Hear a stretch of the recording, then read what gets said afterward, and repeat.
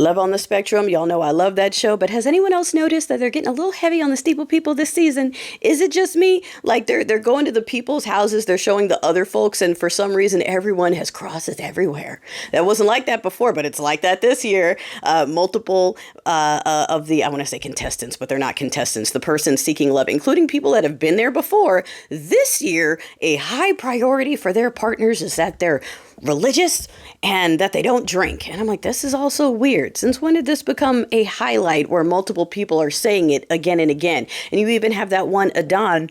Poor Danny. That girl's been trying to get busy since she came on the show.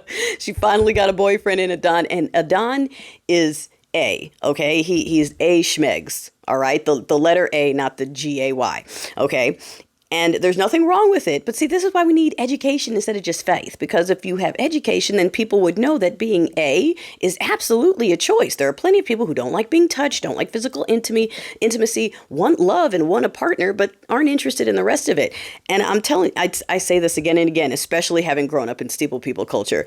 Any adult who's like 30, 40, talking about they're waiting because of their faith, no, they're A. They're A. They just don't know it. They just don't know it, and they find it comfortable to just say it's because of their faith because they don't know that it's totally possible to not enjoy that sort of thing. And they usually either unfortunately stay single or they get with someone, but they can't stand the intimacy, and education would make a difference. But, you know, we're not talking about that. Anyway, so poor Danny's been waiting all this time for nothing because he's like, actually, yeah, I still can't do anything, which is fine, to each their own. But so I'm watching this puritanical shit get injected back into the mainstream. Every time I log onto my video services, I see another Bible story turned into a movie.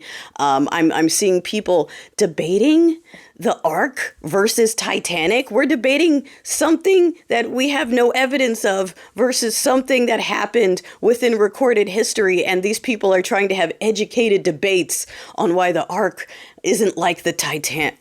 Sorry, I grew up in this culture. So like y'all don't know.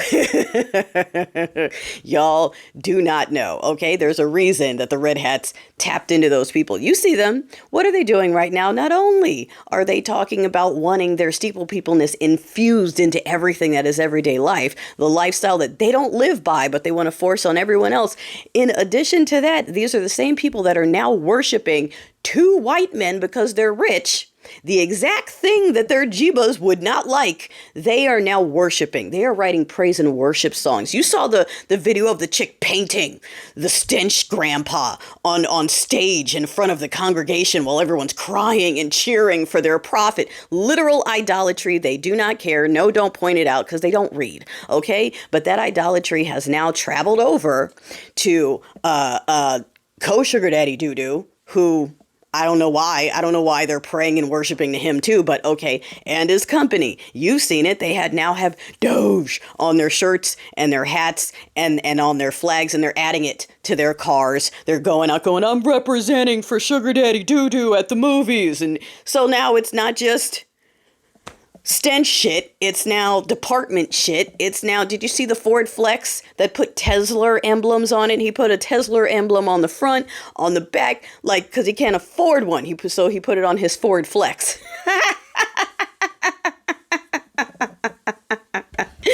Like, I don't think you guys understand. When I say they are sheeple, they are sheep. Look at them. Actually, no, I shouldn't have to say anything more than that. Look no further than they are paying a weekly fee for someone to tell them to worship two rich men who are literally stealing from them.